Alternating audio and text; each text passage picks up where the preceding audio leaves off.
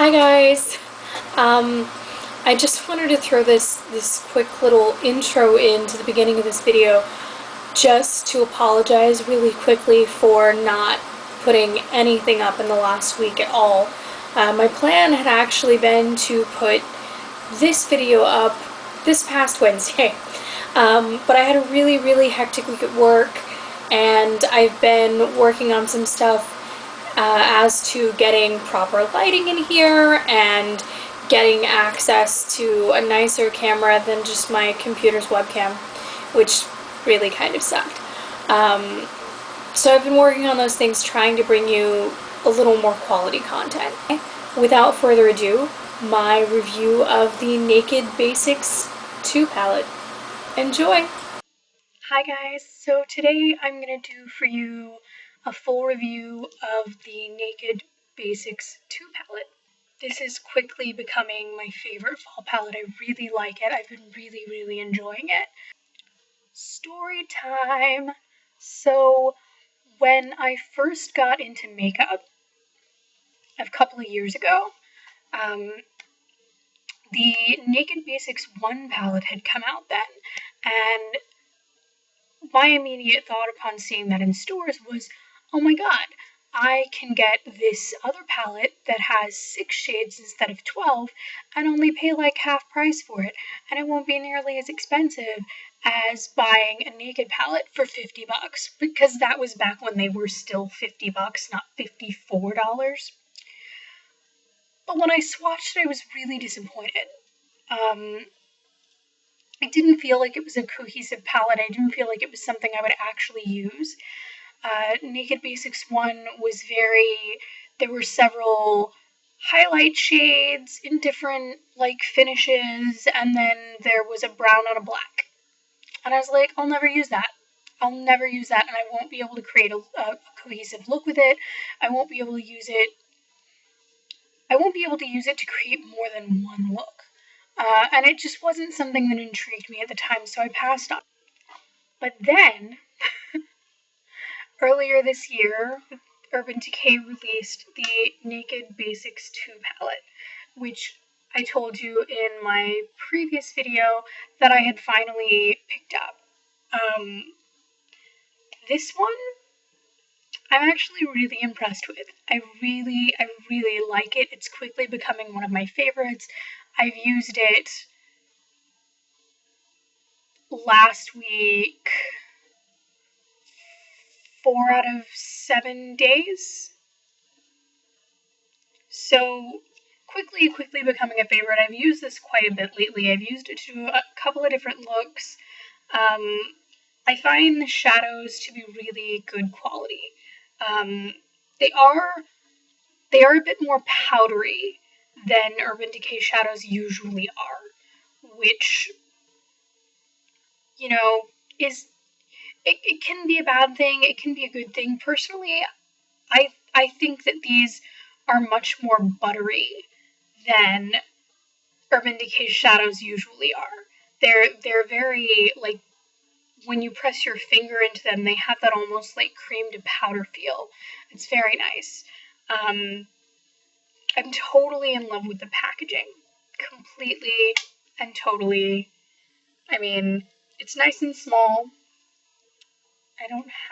I was going to show you my cell phone to compare, because universal, but I left that. So, here. This is the Naked 1 palette. So it's nice and small. It's even thinner, actually. So that would be really good for travel to me, because the packaging is very small, it's very compact, and it's also very sturdy feeling. It's this plastic with that sort of rubberized finish on it. It's the same finish as your NARS lipsticks. Have that kind of sort of rubbery, soft texture on the outside. It's that same texture, and it's just nice. It has a nice feel as a palette. I like that very much about it. Another thing I really love about it is it has an actual hinge. So you can set it on your dresser or on a table, and the mirror, which is actually a really nice mirror, but I'll get to that in a second, will actually hold it up, which is cool, because I find a lot of palettes don't have that. The other Naked palettes don't have that. I think Naked Basics 1 was the same sort of packaging, but the other Naked palettes, I mean, you either get like this magnetic closure that just kind of flops, and you can't do much of anything with, so you have to hold it to get it to stay. Or you have your Naked 2, which had the plastic closure, and that's basically the same. There's no, I mean, you can kind of get it to stay in certain places, but there's no actual hinge here. It's just a bit of plastic that holds the palette together. So I really like that. I think they did a really good job with the hinge on this palette. I think that's brilliant. I love this mirror so much. I'm showing you my computer screen. That's a really good idea to do. But I love this mirror. It's a nice large mirror. It's a good mirror.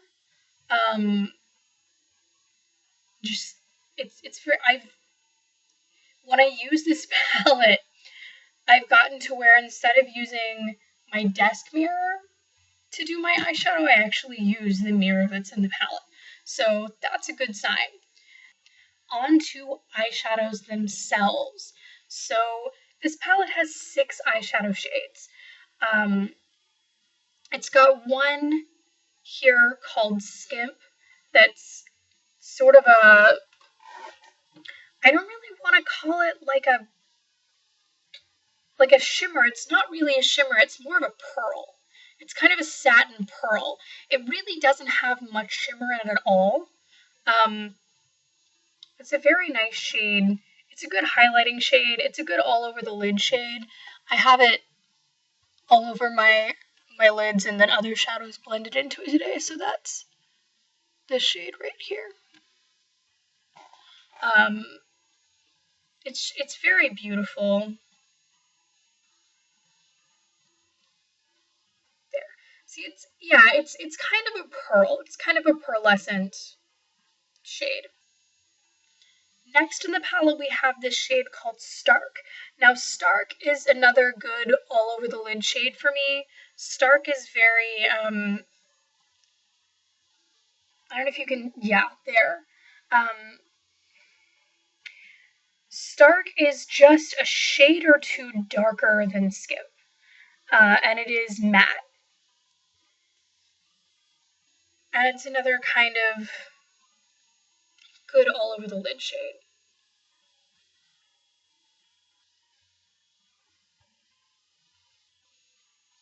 The next shade in the palette is called Frisk, and Frisk is probably my favorite shade in the whole palette. Frisk is this beautiful, beautiful pale matte taupe. And again, it is a gorgeous shade to use all over the lid. It's this shade here. Swatches very nicely. See, it's that very pale matte taupe. It looks absolutely beautiful, just sheared out over the entire lid as a good wash of color, brought up into the crease a little bit. You can do that by itself and it looks kind of natural. You can do that with a little bit of winged liner and it just looks very classic. It'd be a good shade if you were going to do like an old Hollywood glamour movie star kind of look, because it's that same sort of shade that you see in old black and white movies. I know in an old black and white movie you can't really tell what shade it is, but it's very much that same sort of muted but still there color, and I find it to be absolutely beautiful. The next shade in the palette is called Cover, and it's this shade right here. And Cover I would describe as kind of a, maybe kind of a muted chocolate. It's the most orange shade in the whole palette. Everything in this palette is very cool, and this is the warmest shade that's in it. So there's Cover. It's still a cool shade, and it's another shade that it's just a couple of shades darker than Frisk. So Cover is an absolutely beautiful shade. Cover is, I'm finding, a very good crease shade. Cover is a good transition shade. It's a good shade for blending in between colors. It's very lovely. Again, buttery and spectacular. The next shade in the palette is called Primal, and it's this one here. And Primal I would describe as the darker twin of Frisk. Not really twin, because they're not really the same, they're not the same shade, but they're the same color. They're just different shades of the same color. And there's a swatch. It swatches again very beautifully, but you can see how it's so similar to Frisk. I'll swatch them both for you. It's just darker. It's again another one of those really cool, beautiful taupe shades. The last shade in the palette is called Undone. It's this shade here. And Undone is not black. Undone is a beautiful matte dark brown, and it looks kind of black in the palette, but it's not black. Here, let me show you.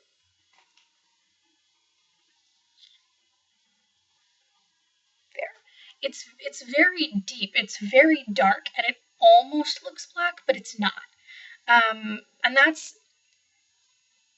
another reason why this is, again, one of my favorite shades in the whole palette, because that can be used just to darken up the outer crease a little bit. I've got it in my crease here, and you can tell it blends out really nice, and it's just a nice outer V shade. It gives nice definition.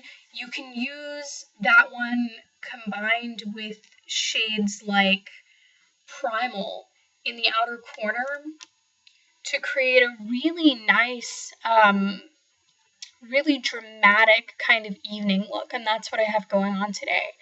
I have Skimp all over my lid, and then I have Primal into the outer third of the lid and blended out really nicely.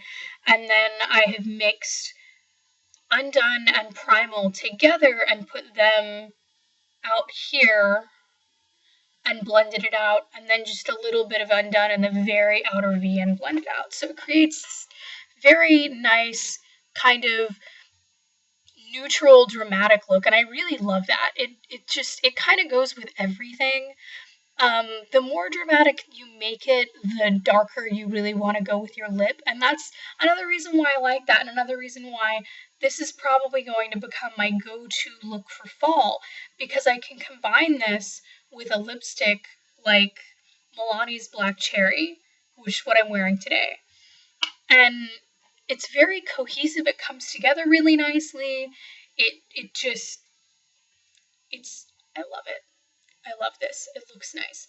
But you can also tone this look down a little bit, and it goes really well with a neutral mauve like NYX Whipped Caviar, which is probably my favorite lipstick for fall at all. My favorite lipstick that I've purchased recently.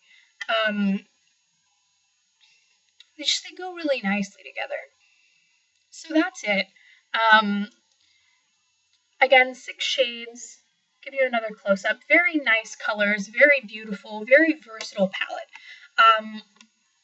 I am completely and utterly in love.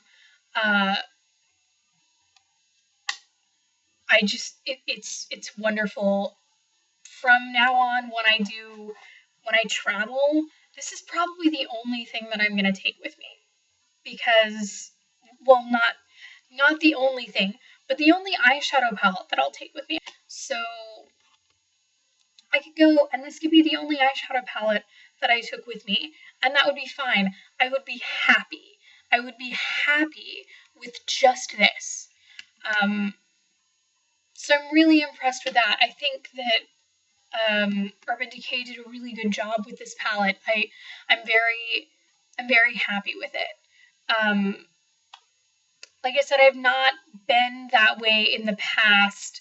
I didn't like Naked Basics originally, and I like my Naked palettes. I like my Naked palettes a lot, but I find that there are several shades in each of them that I just can't use.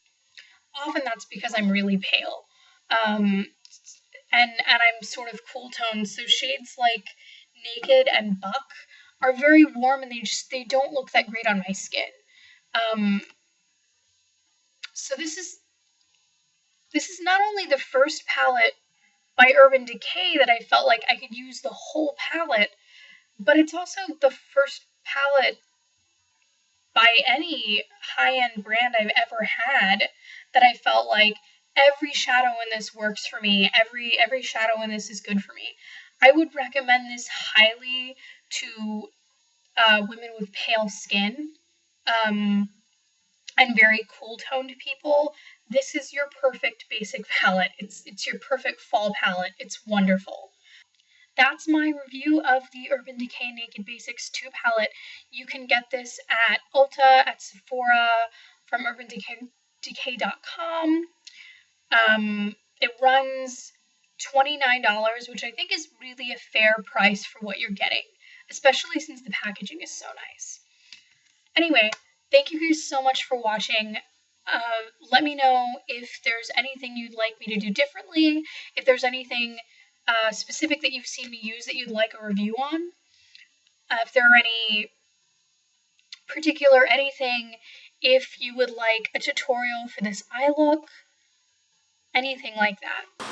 I also wanted to add a little post review here to the end bit, saying that having had this palette for a little bit longer, having used it for a week longer now, I have noticed that the shades Skimp and Frisk can be a little bit hard to get perfect pigmentation on. I still think they're really good shades. They're still favorites of mine to use. I use this one quite often as an all over the lid shade for a no makeup look. But I do have to run these colors over my lid with a brush twice and maybe use a bit denser brush than I do with the other ones. That said, I still think it's a great palette. I haven't changed my mind about it.